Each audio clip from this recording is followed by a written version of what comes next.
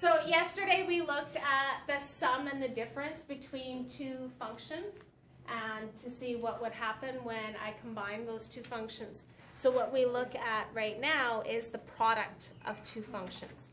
So again, what we have this time is we have two linear functions, f and g. They're the same two functions that were in the first example yesterday, and we're going to look at the product.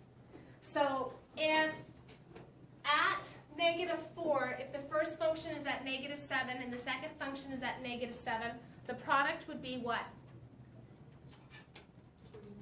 49.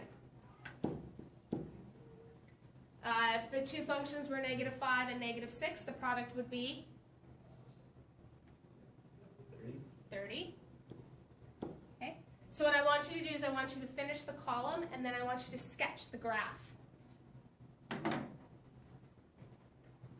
You won't be able to put all of the points on the graph because it doesn't go up to 49, but sketch the points that you can. So if we look at the rest of our column, our numbers would be 15, 4, -3, -6, -5, 0, and 9. So then when we go to graph these, -4 and 49 I can't graph, -3, -2 and 15, I can put that point in place. -1 and 4, things off kilter again, 0 and -3, 1 and -6, 2 and -5, 3 and 0, and 4 and 9. So what shape am I getting with this graph? I'm getting a parabola. So if I joined that in a smooth curve best as I can, this would then be my y equals f of, or f times g of x. So now if we look at the equations themselves, of that 2x plus 1 and that x minus 3, if we simplified the function by multiplying them together, so that we have 2x plus 1 times x minus 3, if we expand that out, what would I get when I multiply that through?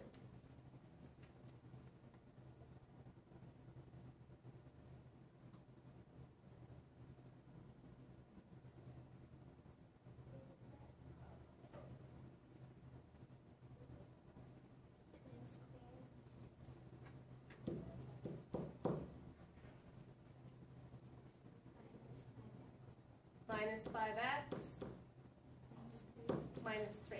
Because I'd get the -6x and the +1. Okay? So I'm going to skip the D part of using the graphing calculator to compare it because you guys have it right.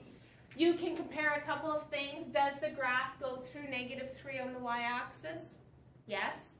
Does it open up? Yes. So those are two big things. State the domain and the range of this function. So what is the domain of my parabola?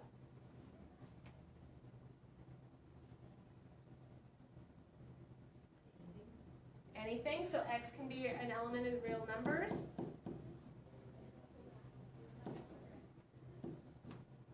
What is the range?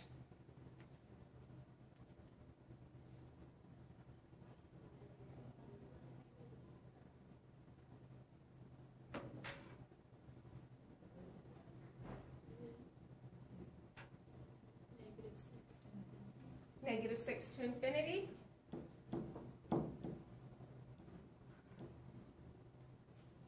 Okay. One thing that I will ask when you're writing your domain and ranges to keep your notation the same. So if you're using set notation for the first one, use set notation for the range, or and vice versa. Okay. I used both just because I want you to remember both forms exist. And then part F says calculate the value of f times g of 8 two different ways. So if we were to do this two different ways, the first way is we could use this equation. So we could use the f times times g of 8 equals 2 times 8 squared minus 5 times 8 minus 3. So 8 squared is, and 64 times 2, 5 times 8,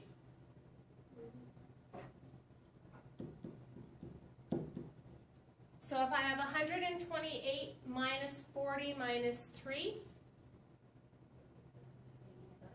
85.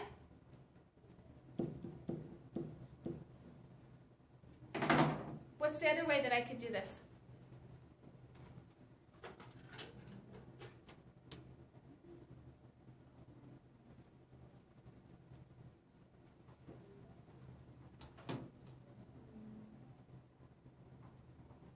You could put x or 8 in for x before you. I could figure out what is f of 8. So f of x was the 2x plus 1. So it'd be 2 times 8 plus 1, which is, and then I could go g of 8, which would be x, or 8 minus 3, which is 5. So then f times g of x would then be 17 times 5, which is also 85. Okay. In this investigation, the product of two functions whose graphs were straight lines is what kind of a function? A quadratic function.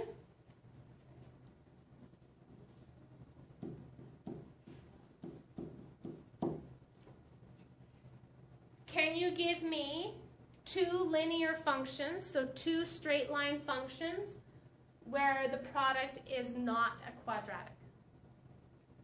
So if it's not a quadratic, it can't be a cubic because there's no way I would get two linears to give me a power of 3.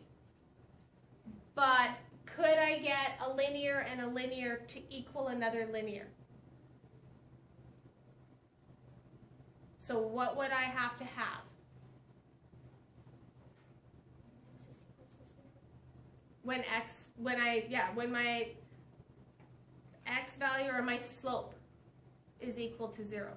Because if my slope is equal to 0, this is my linear equation, right?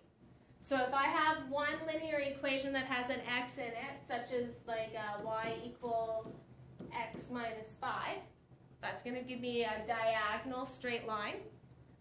And if I had another linear equation where I didn't have an x value, if it was just a y equals b, such as y equals 2.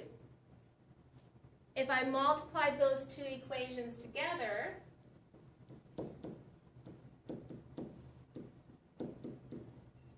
I get a linear function.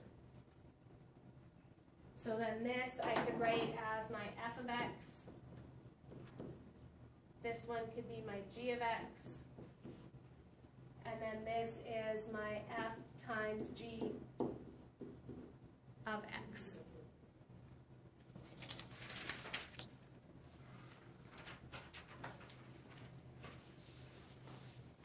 So it says, consider the functions f of x equals 3 root x minus 2 and g of x equals root x minus 5. Write an expression in simplest form for each of the following functions. So f minus g of x means I would do what with the two functions? Subtract them. So 3 root x minus 2 minus root x minus 5. So if I collect my like terms, 3 root x minus root x would equal 2.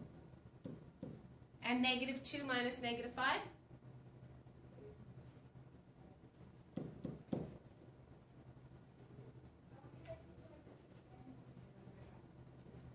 What does f g of x mean? find the product, so I'd multiply them together.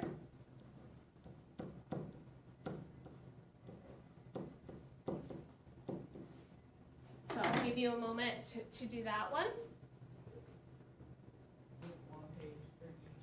So when I go to multiply this out, I get 3x minus 17 root x plus 10. Right?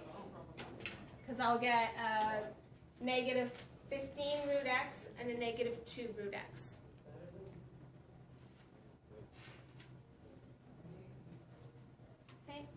And so then with B, it says to evaluate f minus g of 16.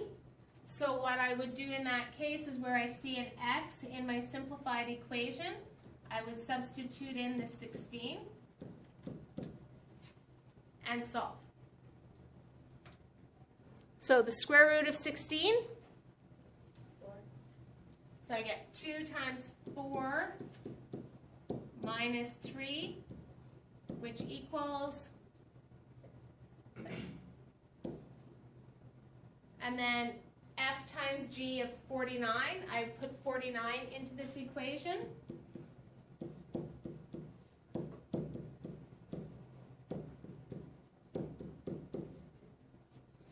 So 3 times 49 is, okay.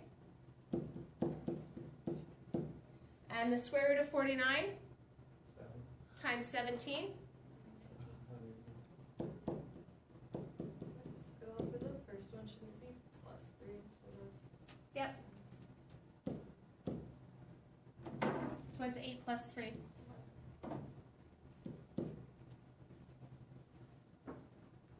So then 147 minus 118 plus 10? 38. So the questions that I would like you to work on are questions number 3